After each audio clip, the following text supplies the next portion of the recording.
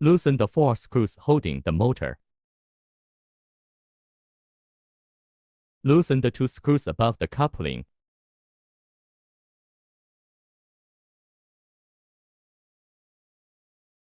Remove the motor and the coupling. Remove the 2 screws below.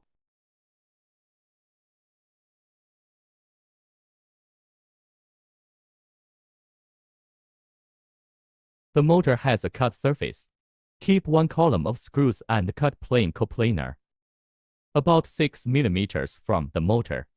Tighten the 2 screws below.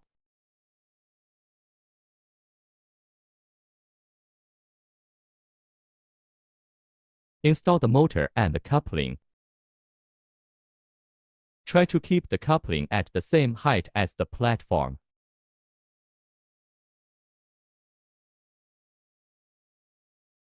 Tighten the 2 screws. At last, tighten the 4 screws holding the motor.